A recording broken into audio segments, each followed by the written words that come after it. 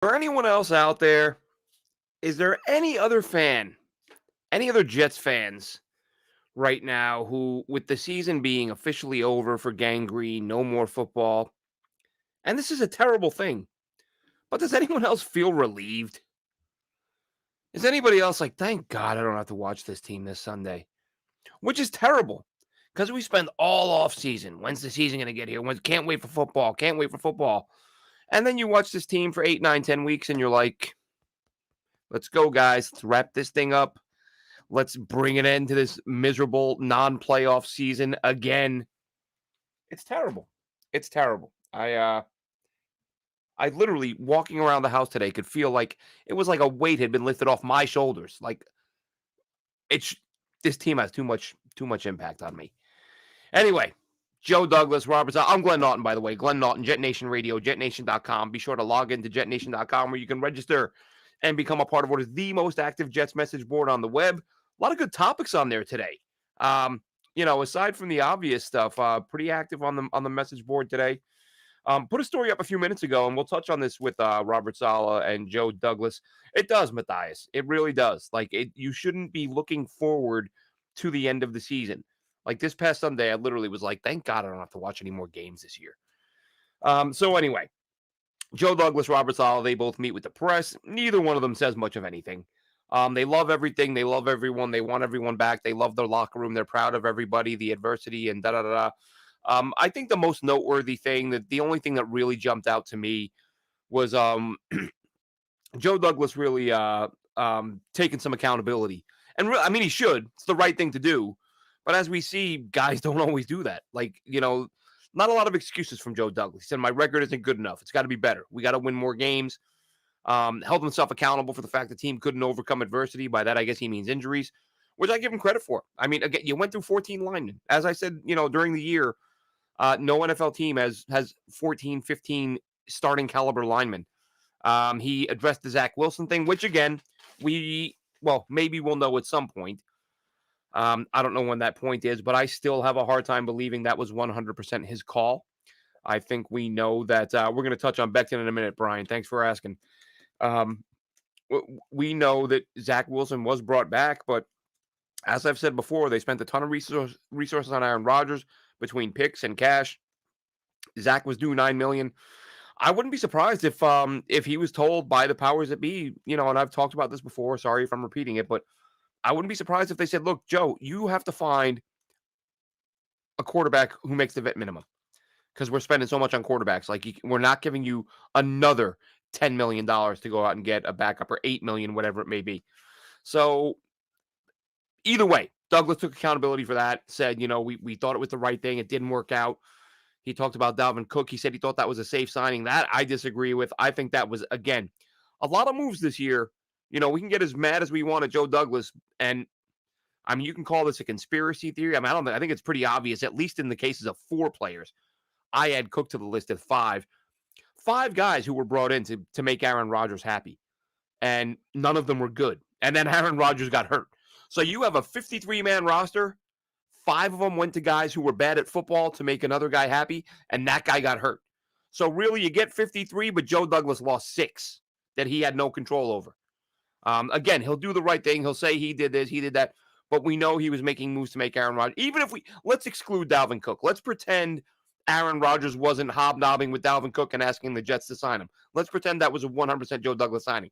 The other 4 guys who were not good at football, plus Aaron Rodgers, that's 5 roster spots you took. We hear all the time from ex-players, ex-executives, roster spots are worth their weight in gold. You got to have them. You don't realize how valuable even one roster spot. You got to maneuver and juggle on game day to make sure.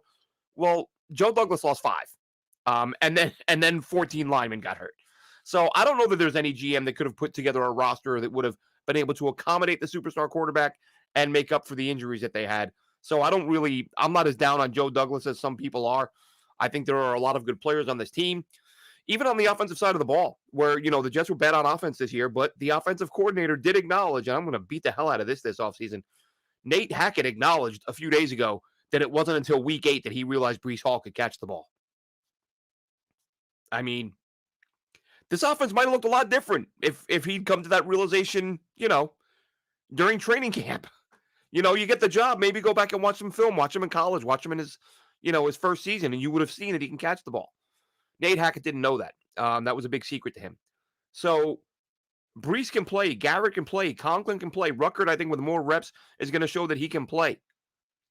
Those guys with Aaron, and if you don't get these injuries on the line, I think the whole season looks different. So I said before when everybody was, saying we got to clean house, and I see Austin Powers said that a few minutes ago.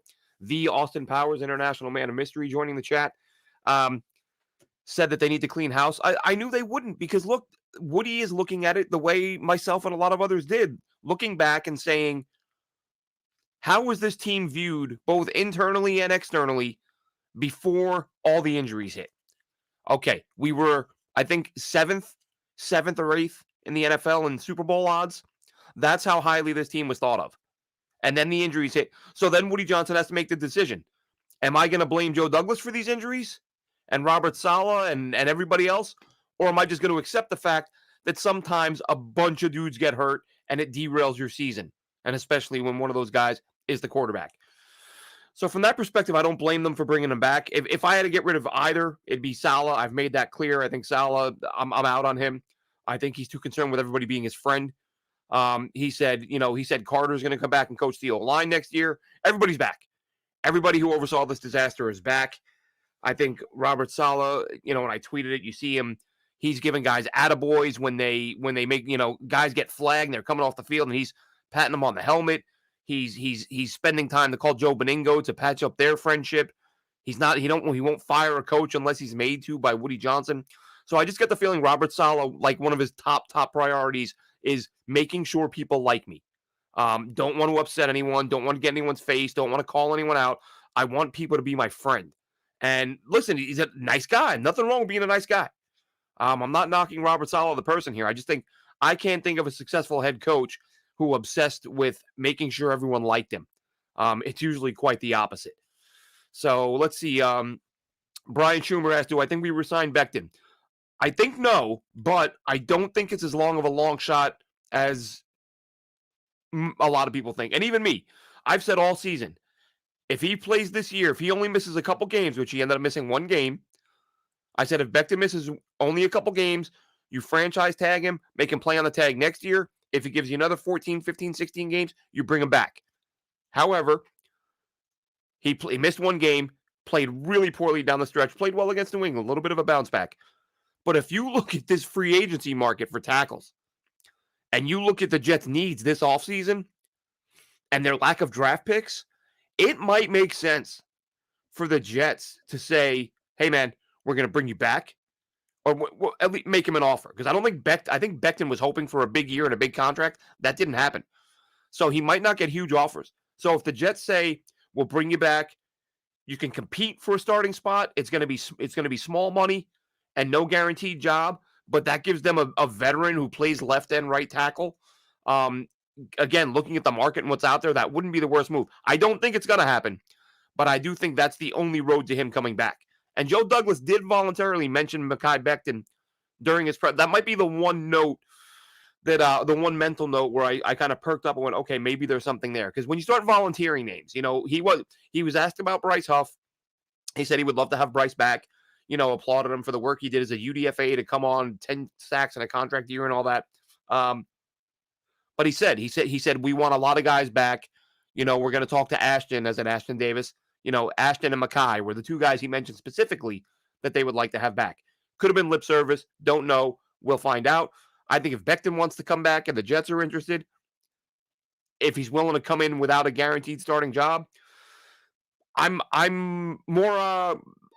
thinking now that it's more likely than I would have even just a day or two ago. I think honestly, having conversations with fellow fans about the offensive line, the tackle situation, and looking at that free agent list again, which I feel like I look at every few weeks, and I'm just going, this is a bad free agent group, which means maybe somebody does pay Becton, not big, but outbid the Jets for his services, which means he won't come back. So we'll see what happens there.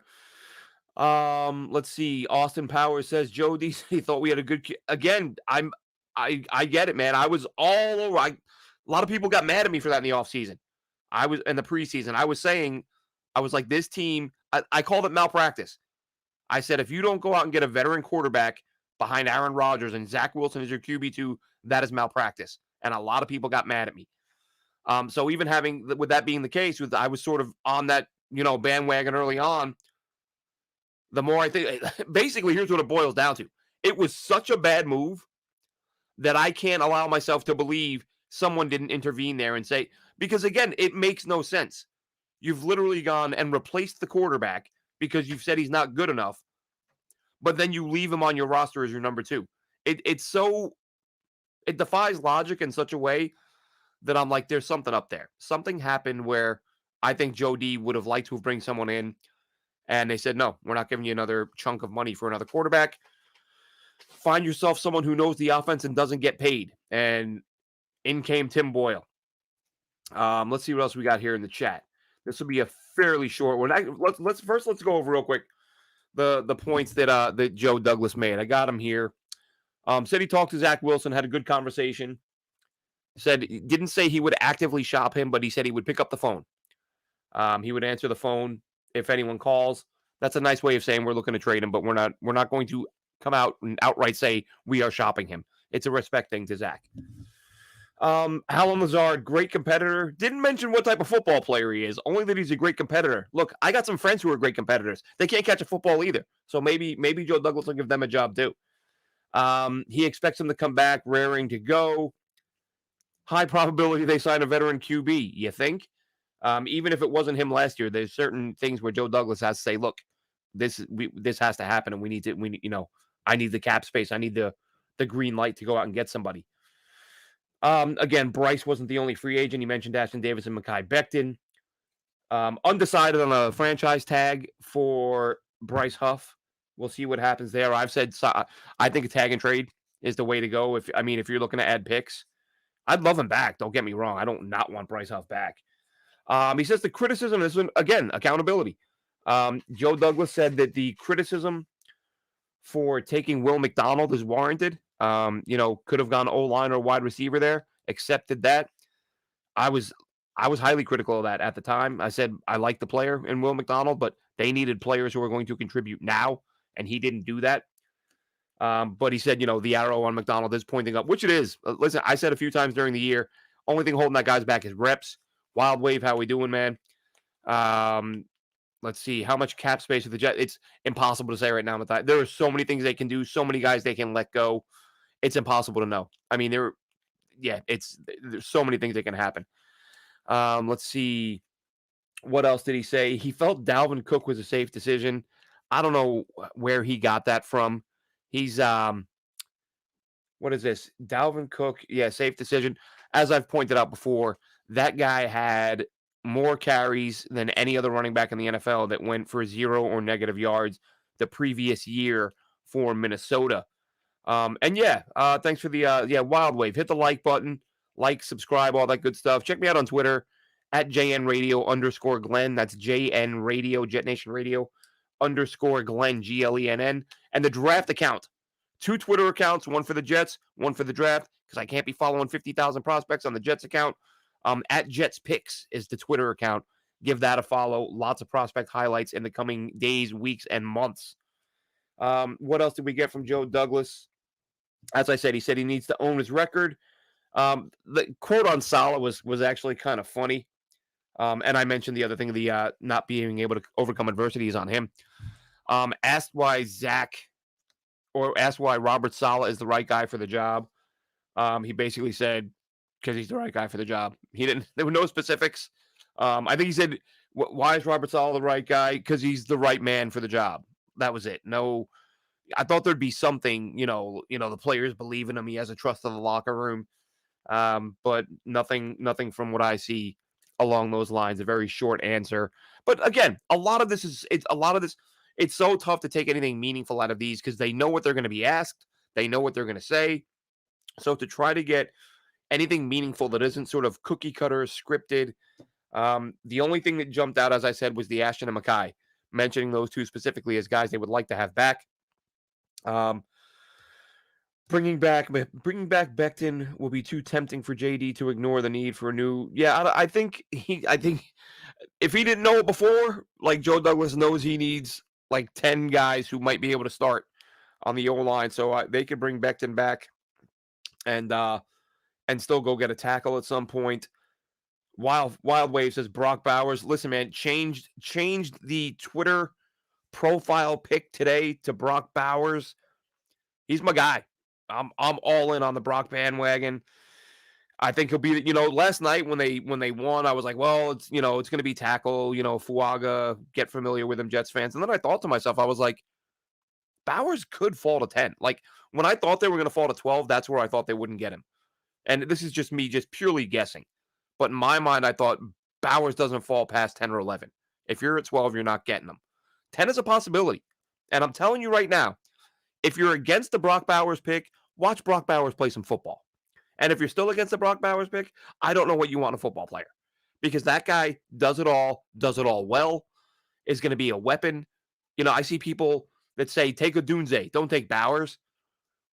Bowers can do a lot more. Bowers can be the inline blocker, the inline tight end. He can play the slot. He can play the outside. He can play H-back. He's a weapon in the run game. Bowers, to me, is the slam dunk pick if he is there. Did a short article today on Jet Nation with a few prospects. Some of the same names you guys would have heard the other day.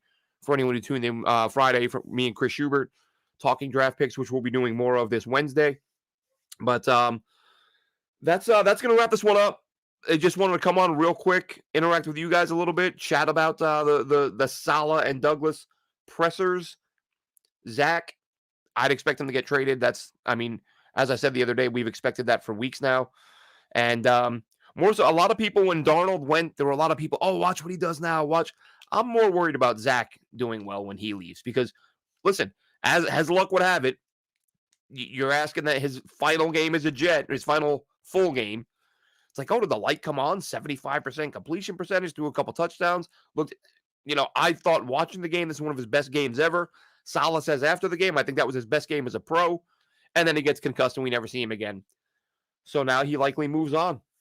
Let's see. I want a playmaker at 10, and that is Bowers. Let's see. 5-year contract. We can't find a guard, tackle, and later on, or we can. Yeah, listen, there will be O-line, Bowers, playmakers early on. And I think there are some good tackles in this class. Again, not the top two are amazing. Fashanu and Alt are, but those guys are gone on the top 6 or 7. Maybe top 8. You'll have 2 or 3 quarterbacks go. You'll have Harrison go. That's 4, and then Alt and Fashanu will be in there somewhere. And not a lot of high sort of top 10 defensive guys, but there will be a lot of guys on offense. Again, I do like the tackles, and we'll see what happens. We got plenty of time to talk about it. That'll wrap this one up. Like I said, check us out, Jet Nation Radio, jetnation.com. Most active Jets message board on the web, and it's hopping today. I think people are relieved. As much as it sucks to say it, it's nice to have the season be over. So have a good one, Jets fans. We will catch you soon. We'll be hopping on and off throughout the offseason. We'll have our regularly scheduled stuff, but as news breaks and things happen, we're going to hop on as soon as we can and talk to you guys about it. Have a good one, Jets fans.